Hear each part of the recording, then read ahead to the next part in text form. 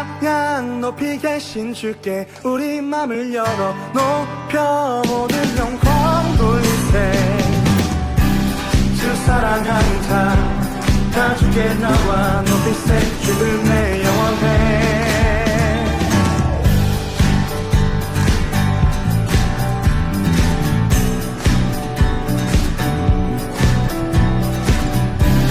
주 사랑하는 다 주께 나와 높이세. 주를 내 영원해.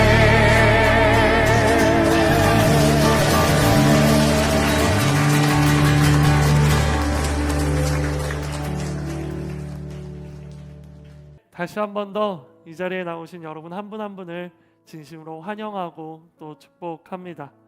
우리 폴트 공동체 예배는요, 매 주일 오전 11시 회화역 4번 출구 근처에 있는 한성 에듀센터 2층에서 예배 드립니다.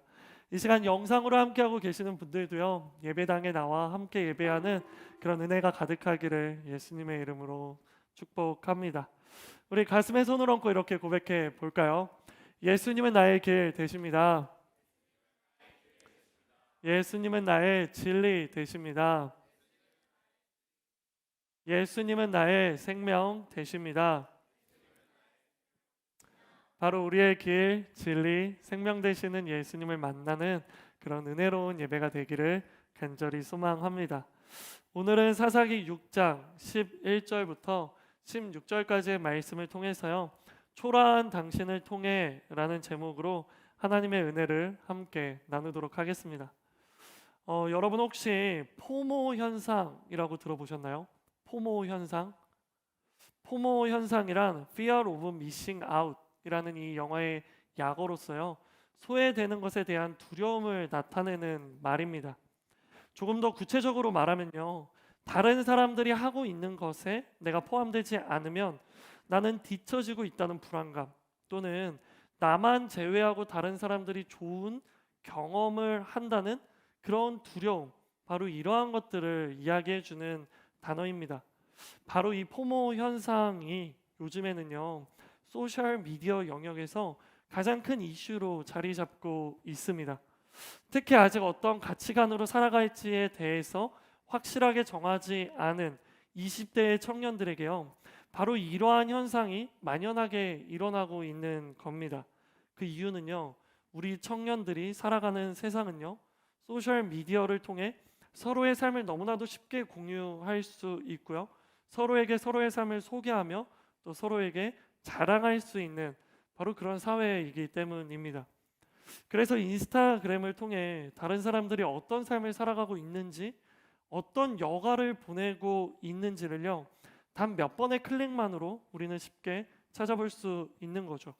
그렇게 다른 사람들의 삶의 모습을 엿보면서요, 요새는 어떤 것들이 유행하고 있는지, 어떠한 삶이 사람들의 부러움을 살 수 있는 바로 그러한 삶인지를요, 우리는 발견할 수 있는 거예요. 그래서 나도 그러한 삶을 살고 싶다라는 그 마음, 나도 그러한 삶을 살아가고 있다라는, 나도 그러한 삶을 영위하고 있다라는 것을 서로에게 보여주려고 합니다. 그렇게 나도 소외되지 않는 사람, 뒤처지지 않는 사람이라고 스스로를 포장하면서요, 안도의 한숨을 내쉬는 것이죠. 물론 그렇게라도 그러한 삶을 따라하면서 스스로 만족한다면요, 그것은 그렇게 큰 문제가 아니겠죠. 하지만 이러한 모습이 진짜 문제가 되는 이유는요, 이 시대의 모든 청년들이요, 인스타그램에 보이는 그러한 삶을요, 따라 할 수 없다라는 것이 큰 문제입니다. 매일 아침마다 예쁜 브런치 카페에 가서 사진을 찍어 올리고, 방학 때마다 내가 가고 싶은 국가 해외여행을 가는 비행기표 사진을 올리고, 일주일에 한 번씩은 꼭 좋은 레스토랑, 정말 맛있기로 유명하고 예쁘기로 유명한 그런 값비싼 레스토랑에서 오붓하게 식사하는 그런 사진들을 찍어 올리고, 나는 그런 삶을 살아가고 있다라고 이야기하는 것이요, 그런 삶이 현실적으로 우리 모두가 살아갈 수도 없고 흉내 낼 수도 없는 그런 사람들이 훨씬 많다는 것, 바로 이것이 문제인 것입니다.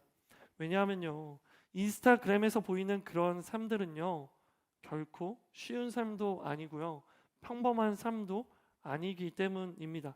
바로 그때 우리는요, 우리의 그런 모습을 보면서 포모 현상에 사로잡혀서요, 뒤처지고 있다는 두려움이 찾아옵니다. 나만 제외하고 모두가 다 그런 삶을 살고 있다라는 착각으로 인해 나만 제외하고 모두가 다 그런 삶을 누리고 있다, 좋은 경험을 하고 있다라는 그런 두려움에요, 우리는 함몰되는 것입니다. 그렇게 함몰된 우리는요, 우리 스스로를 바라보면서 한없는 초라함을 마주하는 것이죠. 세상에 뒤처지고 있다는 초라함, 세상의 일상이 내게는 꿈 같은 일상이라는, 내게는 꿈 같은 삶이라는 그러한 초라함, 나는 결코 그들과 같은 삶을 살 수 없을 것이다 라는 바로 그러한 초라함, 그러한 초라함이요, 우리를 덮어버리면서요, 좌절시키고 또 낙담시키는 것입니다. 사랑하는 폴트 공동체 여러분, 여러분에게 물어보고 싶습니다. 혹시 여러분도 이러한 초라함을 느끼고 있지는 않으십니까? 그리고 혹시 여러분이 그 초라함 가운데 사로잡혀 우울증과 자기 연민을 느끼고 있지는 않으십니까? 나같이 초라한 사람이 무엇을 할 수 있을까? 나같이 초라한 사람이 과연 어떠한 역할들을 해낼 수 있겠어? 라는 그런 생각 말입니다. 만약 그렇다면 이 시간 축복합니다. 나는 여러분이 초라함에 함몰되지 않기를 예수님의 이름으로 축복합니다. 나는 오늘 우리의 예배를 통해서요, 초라한 우리를 통해 일하시는 하나님을 신뢰하면서요, 새로운 소망과 새로운 희망을 가지게 되는 그런 시간이 되기를 예수님의 이름으로 축복합니다. 바로 이러한 부분들에 대해서 살펴보기 위해서요, 우리는 오늘 본문 말씀인 사사기의 말씀으로 한번 돌아가 보도록 하겠습니다. 먼저 사사기에는요, 한 가지 루틴이 등장합니다. 어떤 루틴이냐면 바로 죄, 심판, 구원이라는 이 루틴이 등장합니다. 이스라엘 백성들이 하나님 앞에 죄를 지으면 그 죄에 대한 대가로 하나님께서는 이스라엘 백성들을 심판하십니다. 그리고 그 심판으로 인해 이스라엘 백성들은요, 하나님을 다시금 부르짖으며 하나님 앞에 나아갑니다. 그러면 그 부르짖음을 들은 하나님께서는요, 이스라엘 백성들을 구원하시는 것이에요. 그런데 머지않아 이스라엘 백성들은 또 죄를 짓습니다. 그 죄 때문에 하나님은 또 이스라엘 백성들을 심판하십니다. 근데 그 심판으로 인해 이스라엘 백성들은 또 하나님 앞에 부르짖습니다. 그 부르짖음에 하나님은 또다시 이스라엘 백성들을 구원하십니다. 바로 이러한 루틴이 사사기에 등장하는데요, 총 몇 번 등장하시는 줄 아시나요? 총 몇 번 등장하는지 아시나요? 5번.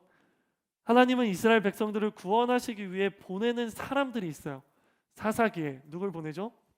사사를 보내요. 그러면 이스라엘 백성들에게 보낸 사사가 사사기에 몇 명이 있을까요? 7명? 예수님의 제자가 몇 명이죠? 사사는 몇 명일까요? 44명이요? 사사기라서 44명? 아주 창의적입니다. Think different, 너무 좋아요. 자, 예수님의 제자 몇 명이라고요? 사사기 몇 명일까요? 맞습니다. 12명이 나옵니다. 사사기에 12명의 사사가 나오면 과연 이 루틴은 몇 번이 반복되는 걸까요? 12번이 반복되는 것이겠죠. 즉 이러한 루틴이요, 사사기 통해서 계속해서 반복되어 나타나는 거예요.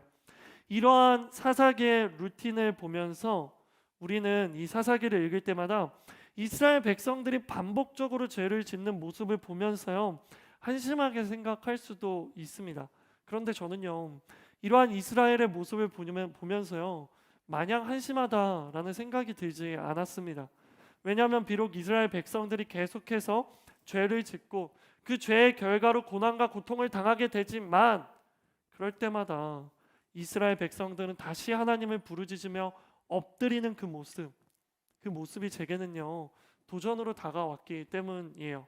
왜냐하면요, 모든 크리스찬들에게는요, 고난과 고통이 찾아오게 되는데요, 그 고난과 고통 앞에서 정확히 두 부류로 나뉘게 됩니다.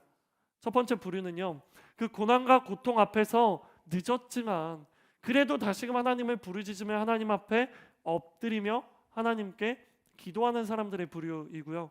두 번째 부류는 고통과 고난이 찾아와도 그래도 여전히 무릎 꿇지 않는 사람들입니다. 그렇게 기도하는 사람, 기도하지 않는 사람, 과연 두 부류 중에 누가 하나님 보시기에 초라한 사람들일까요? 진짜 초라한 것은요, 모두가 기도할 때 나 홀로 기도하지 않는 그런 사람이지 않을까요? 그렇다면 이제 여러분에게 다시 묻고 싶습니다. 여러분은 어떤 사람들입니까? 여러분의 인생 가운데 고난과 고통과 아픔과 슬픔이 찾아왔을 때 그 앞에서 여러분은 기도하는 사람입니까? 아니면 기도하지 않고 더 큰 불평과 불만을 하나님 앞에 표출하며 하나님을 원망하는 사람입니까? 기억하십시오. 힘들어서 하나님을 떠나는 사람도 있고 힘들기 때문에 하나님을 붙잡는 사람도 있습니다. 또 기억하십시오. 불평과 원망은 하나님의 은혜를 잊어버렸다는 증거입니다. 그리고 불평과 원망이 우리의 입술에서 나왔을 때 내가 다시 기도를 시작해야 한다는 그 사인인 것을 기억하시기 바랍니다. 그렇다면 이제 우리에게 남은 문제는 어떻게 우리가 우리의 삶에 일어나는 고난과 고통, 아픔과 슬픔 앞에서 기도할 수 있을까라는 질문이겠죠. 사실 이 방법은요, 그리 어렵지 않고요. 우리가 모르는 방법이 아닙니다. 바로 기도의 훈련을 통해 기도의 근육을 만들어 기도의 습관이 자리 잡아야 하는 것입니다. 다 함께 따라해 볼까요? 기도의 훈련을 통해, 이런 목소리로 기도의 훈련을 할 수 없어요. 자, 다 함께 따라해 볼게요. 기도의 훈련을 통해 기도의 근육을 만들어 기도의 습관이 자리 잡아야 한다. 맞습니다. 그렇죠? 우리 알고 있죠. 기도를 해야 우리가 하나님 앞에 불평하고 불만을 내뱉는 것이 아니라 우리의 삶 가운데 우리가 고난과 고통이 찾아왔을 때 기도하면서 하나님 앞에 나아갈 수 있다는 거 우리 알고 있잖아요. 그런데 기도의 습관을 들이는 것이 그리 어렵다, 그리 쉽지 않다라는 것도 우리는 알고 있습니다. 그래서 여러분은 또 이런 궁금증이 들 것입니다. 그렇다면 과연 어떻게 기도를 훈련할 수 있을까? 과연 기도의 습관을 들이기 위해 어떻게 해야 할까라는 그런 질문입니다. 분명하게 말씀드립니다. 기도에는 왕도가 없습니다. 다시 말해 기도의 습관을 가지는 것에는요, 지름길이란 없다라는 것이죠. 따라서 기도의 습관을 키우는 방법은 오직 하나, 기도에 충분한 시간을 투자하는 것입니다. 바로 기도의 분량을요, 조금씩 늘려 나가는 것이죠. 사랑하는 폴트 공동체 여러분들은요, 하루 중에 스스로 얼마나 기도하고 있는지를 알고 계시는 분들이 계십니까? 한번 손들어 볼까요? 나는 하루에 1시간 이상 기도합니다. 나는 하루에 1시간 이상 기도합니다. 네, 전 사실 한 명은 있을 줄 알았어요. 나는 하루에 30분 이상은 기도합니다. 좋아요, 좋습니다. 나는 내가 하루에 얼마나 기도하는지 정확히 잘 모르겠습니다 하는 분들 저에게 눈빛 보내줄래요? 여러분, 이 질문에 대해 우리가 대답을 생각할 때요, 우리가 오해하지 말아야 할 게 있는데 그거 뭔지 아세요? 우리가 기도의 자리에 앉아 있는다고요, 우리가 기도하는 시간이라고 착각해서는 안 된다라는 것이에요. 기도의 자리가 아무리 뜨거워도 내가 그 뜨거운 기도의 자리 가운데서 내가 기도하지 않았다면요, 그 뜨거운 기도의 자리는 나는 아무 의미가 없는 것입니다. 내 주변 사람 모두가 열심히 기도하고 기도회가 끝난 다음에 나 정말 오늘 은혜 받았어 라고 말했을지라도요, 내가 그 기도의 시간 가운데, 기도의 자리 가운데 하나님 앞에 기도하지 않았다면 그 뜨거운 기도의 자리는요, 나와 아무 상관이 없는 거예요. 우리가 예배 끝나고가 아니라 설교 끝나고 한 15분 정도 같이 기도하죠. 그래서 우리는 착각해요. 오늘 예배가 끝나고 내가 적어도 15분은 기도했다. 그런데 여러분, 정말 여러분 15분 기도했습니까? 정말 15분을 온전히 기도하는데 시간을 쓰셨습니까? 우리가 이것을 착각해서는 안 된다는 것입니다. 그러니 우리가 이것을 분명히 분별하여 내가 얼마나 기도하는지 분명한 기도의 시간을 체크해 봐야 합니다. 그렇다면 어떻게 기도의 시간을 체크할 수 있느냐라는 그런 생각도 들죠. 기도의 시간을 체크할 수 있는 방법, 바로 그것을 목적으로 하여금 시작된 우리 폴트에 기도 무브먼트가 있습니다. 바로 노크, 기도의 문을 두드리다 라는 기도의 무브먼트죠.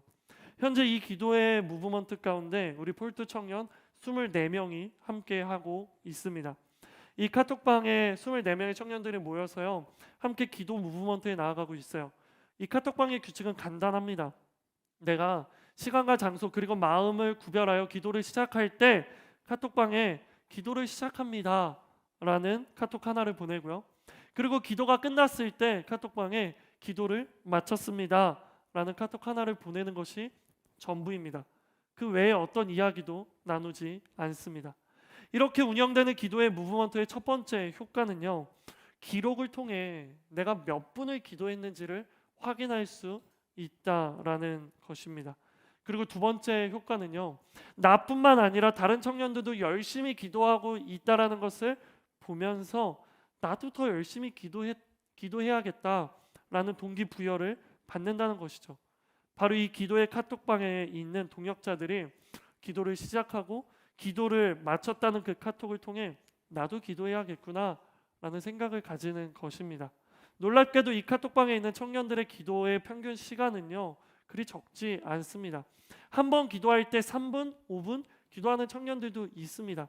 하지만 그 3분, 5분이 쌓여서 하루 전체를 통틀었을 때 거의 대부분이 30분을 넘는 시간을 기도하는 것이죠.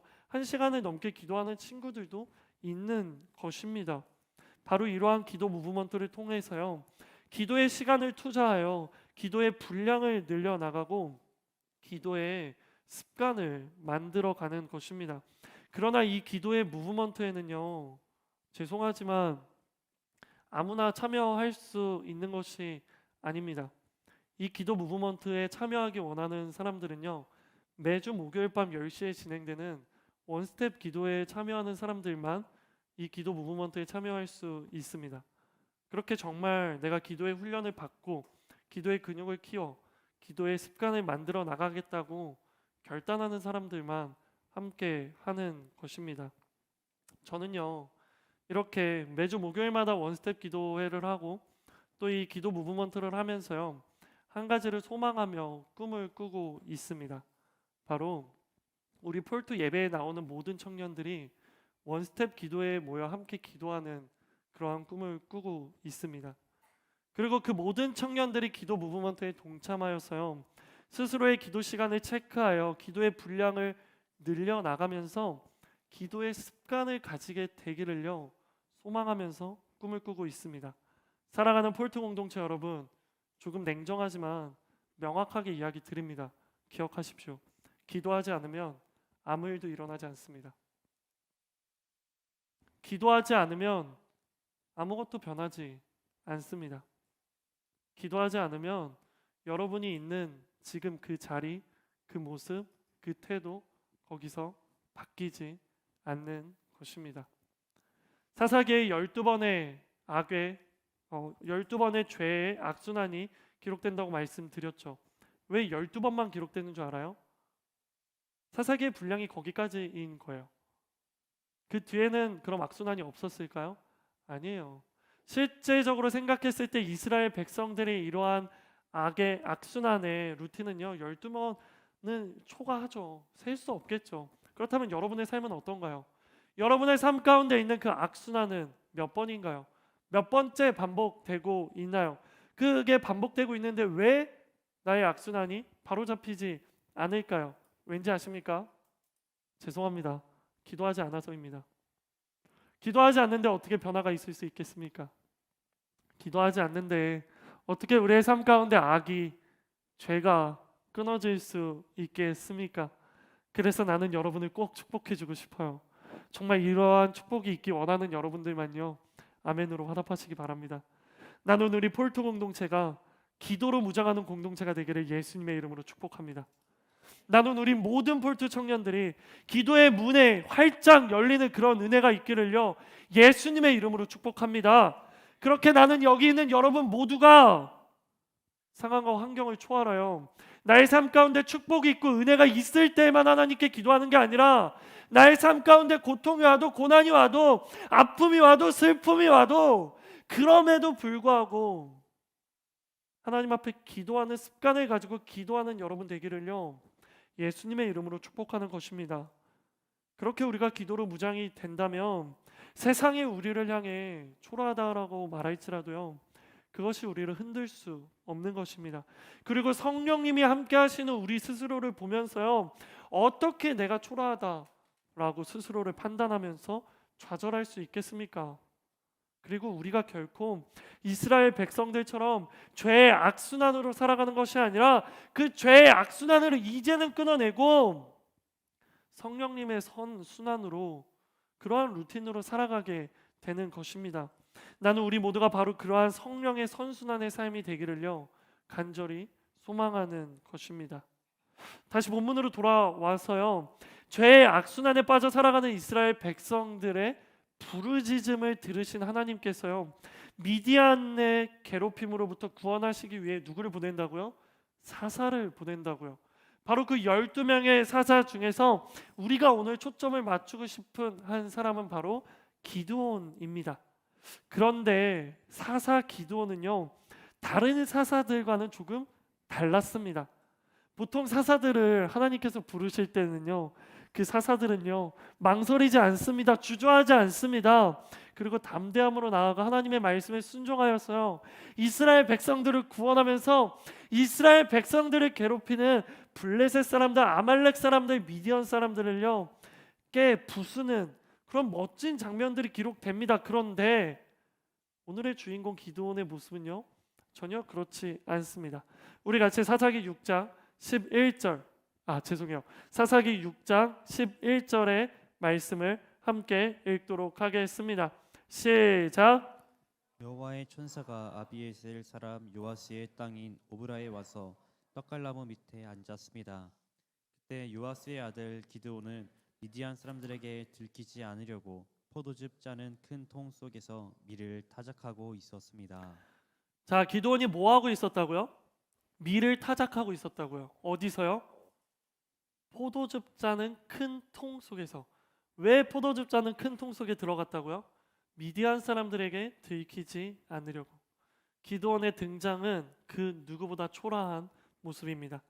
성경은 기드온이 미디안 사람들에게 들키지 않기 위해 미디안 사람들에게 타작한 그 밀을 빼앗기지 않기 위해 큰 통 속으로 들어가 밀을 타작하고 있었다고 기록하고 있죠. 이것이 바로 성경에서 기드온에 대해 묘사하는 첫 번째 묘사입니다. 이 얼마나 초라하고 연약한 모습입니까? 그런데 여러분, 이러한 모습 어디서 많이 보지 않았어요? 우리의 모습과 비슷하지 않나요? 우리도 숨어서 기도하고 있지 않나요? 우리도 숨어서 신앙생활하고 있지 않나요?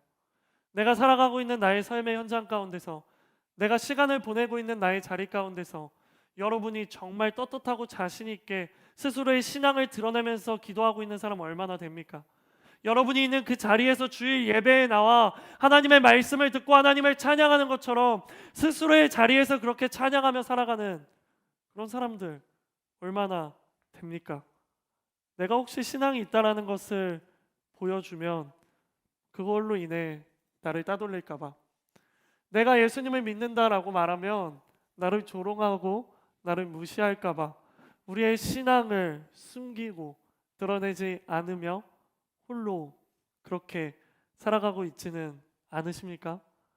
식사할 때 기도는 해야겠는데 누가 볼 것이 너무 두려워 잠깐 눈 감았다 뜨고 기도한 것처럼 스스로를 위안하고 자기와 합리화하며 그 모습을 들키지 않으려는 이러한 모습이 오늘 본문에 나오는 이 초라한 기드온의 모습과 무엇이 다릅니까?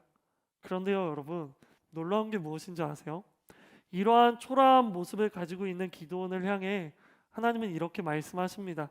우리 사사기 6장 12절과 14절의 말씀을요 함께 읽어보도록 하겠습니다.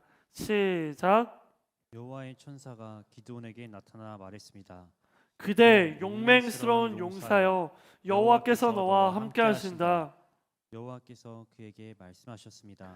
너는 기운을 내고 가서 미디안 사람의 손에서 이스라엘을 구원하여라.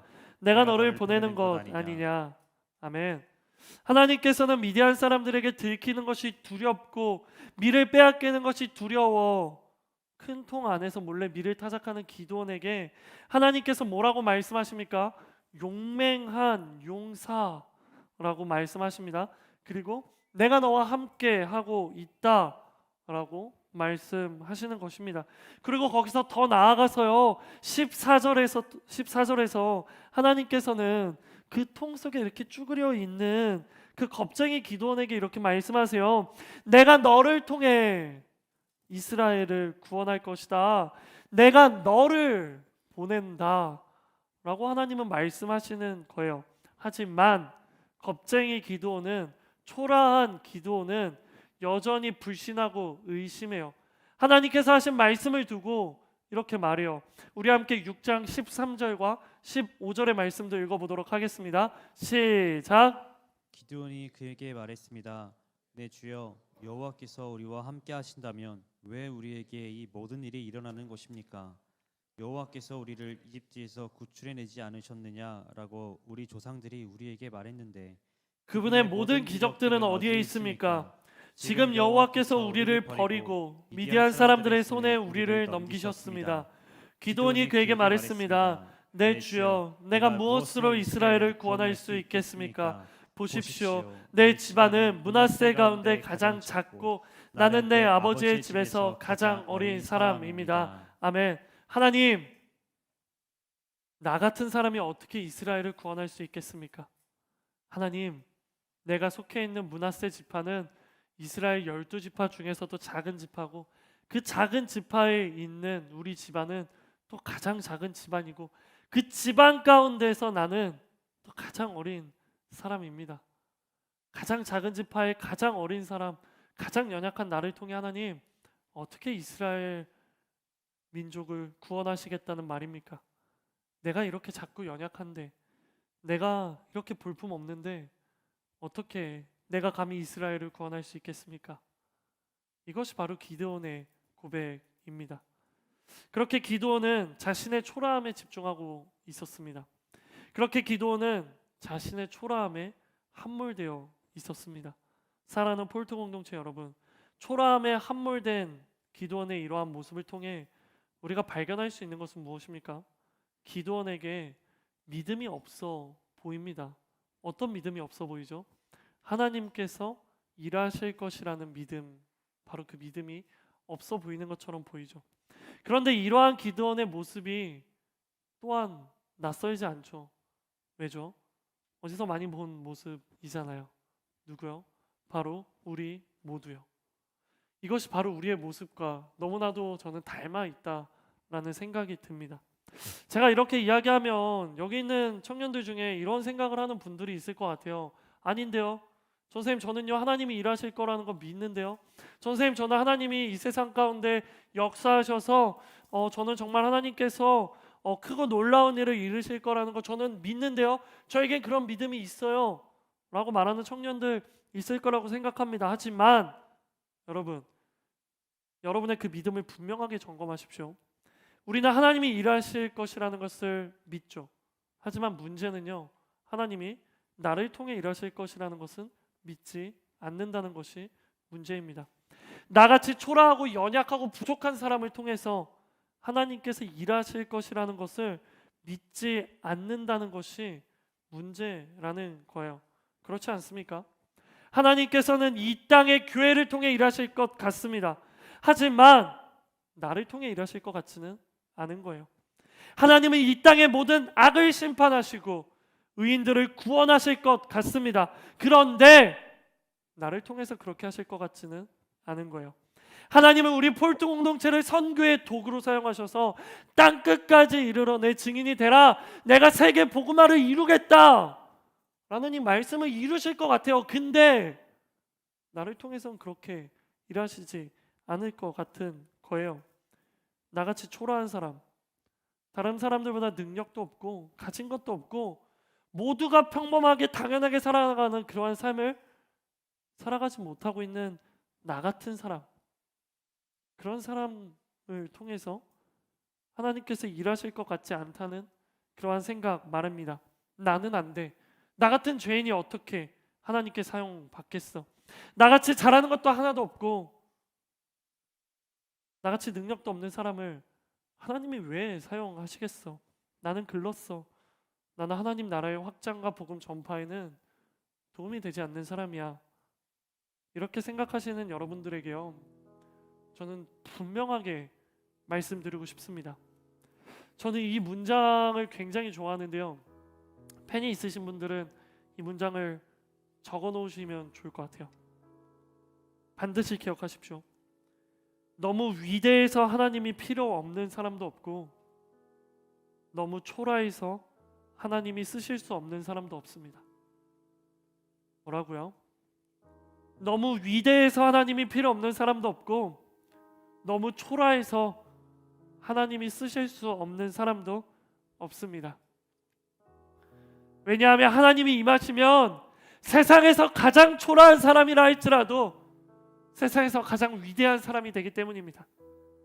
반면에 하나님이 임하지 않으시면 세상에서 가장 위대한 사람도요, 세상에서 가장 초라한 그런 사람이 되는 것입니다.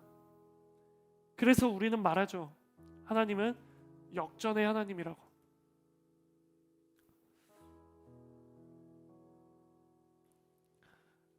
이 한 문장이 제가 여기까지 있을 수 있었던 이유입니다.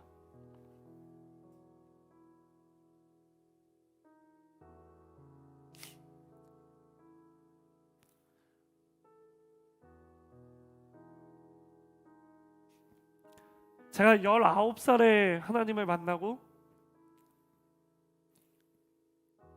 하나님의 부르심을 받고 신학교에 지원했습니다. 당연히 갈 수 있을 거라고 생각했던 신학대학교에 떨어졌습니다. 그때 제가 하나님한테 했던 첫 번째 말, 하나님, 어떻게 나한테 이럴 수 있어요?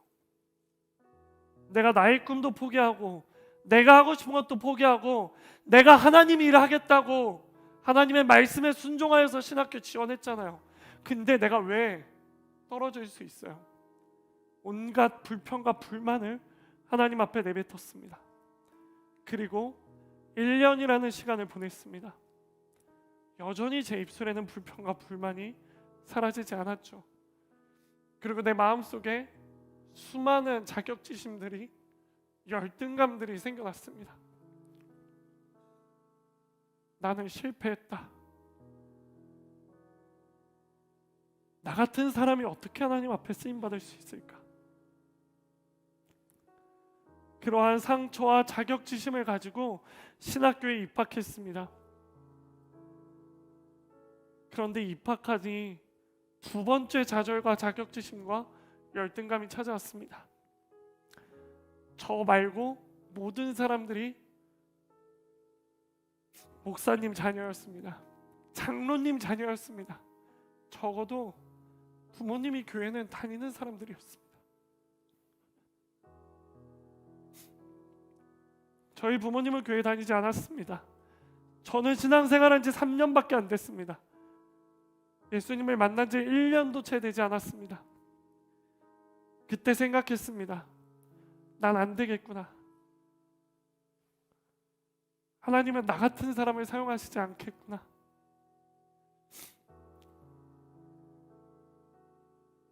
나 말고 능력이 있는 사람이 너무나도 많은데 왜 나 같은 사람을 하나님은 부르셨을까?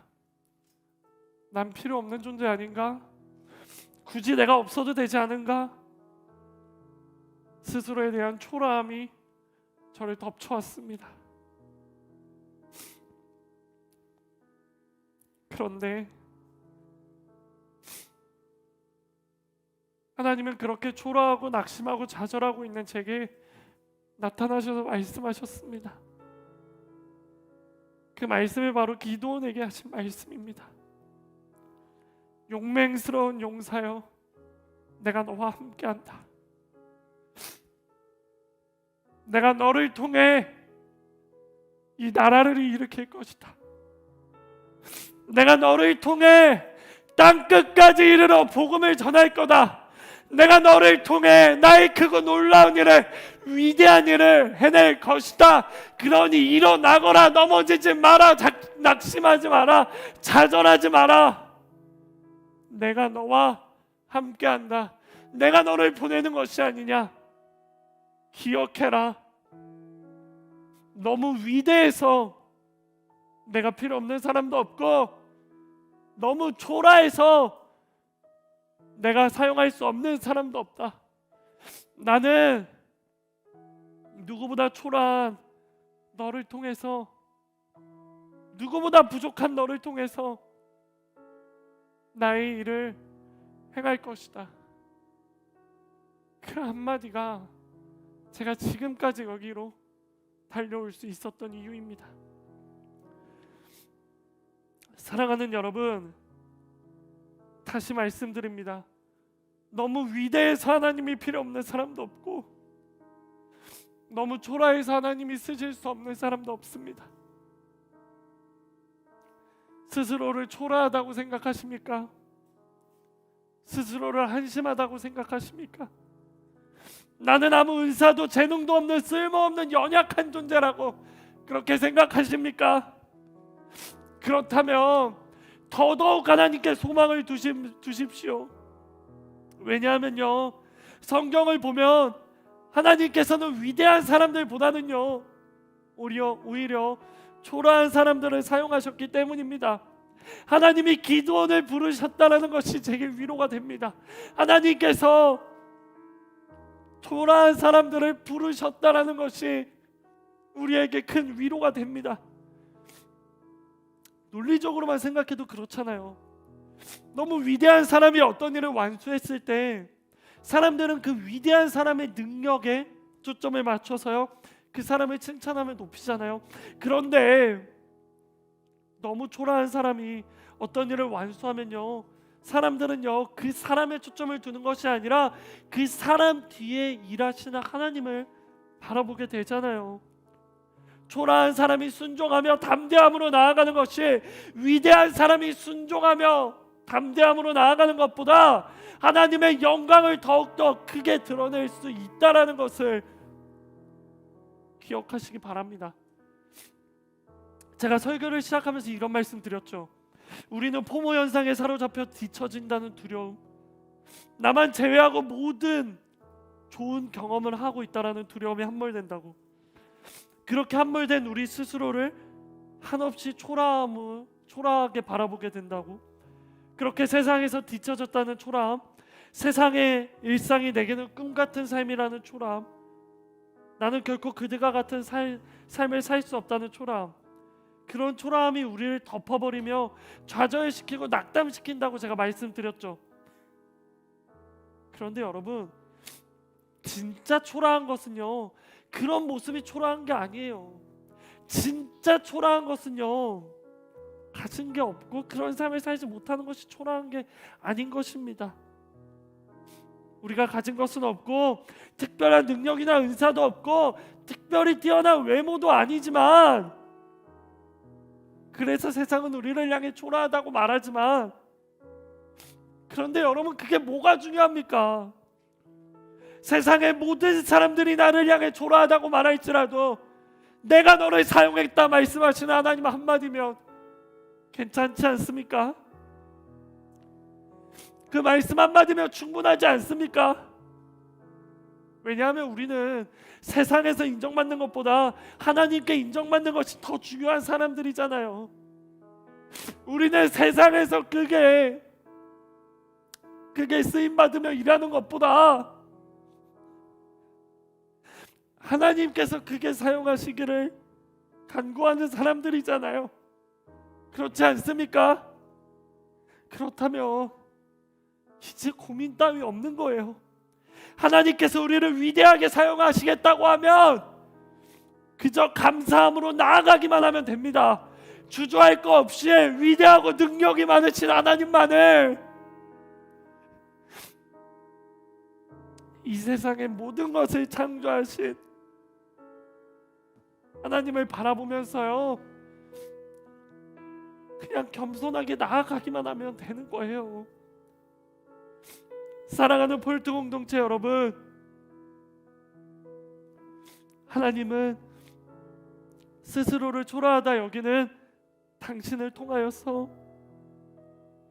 하나님은 스스로를 연약하게 여기는 당신을 통하여서, 스스로 아무 능력이 없다고 생각하는 바로 당신을 통하여서 일하실 것이라 말씀하시며 이렇게 이야기하십니다. 내가 너를 보내겠다. 내가 너와 함께 하겠다. 그리고 내가 너를 통해 위대한 일을 행하겠다. 그러니 담대함으로 나아가라.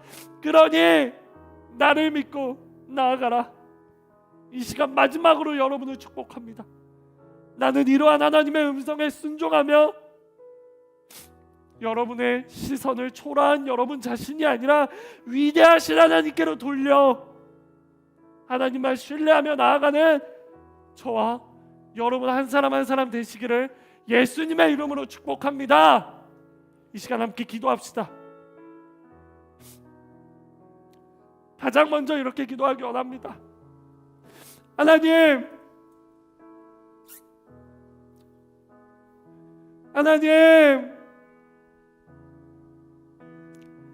내가 나를 초라하다 여기지 않게 하여 주시옵소서. 하나님, 내가 생각하는 초라함의 기준이 바뀌게 하여 주시옵소서. 세상의 기준으로 내가 나를 초라하다고 생각하는 것이 아니라 하나님의 기준으로 나를 바라보게 하여 주시옵소서. 나의 모든 생각이 바뀌고 기준이 바뀌고 나의 모든 가치관이 바뀌어서 내가 나를 초라하다고 정죄하고 낙심하고 좌절하는 모든 그러한 악한 영들이 떠나가게 하여 주시옵소서. 우리 이 시간 하나님 앞에 기도하며 나아갈 때 하나님께서 우리 가운데 그 모든 악한 영들을 떠나보내달라고, 하나님 나는 더 이상 초라한 존재가 아닙니다라고 고백하며 주님 앞에 기도하며 나아가기 원합니다. 기도하겠습니다. 주여,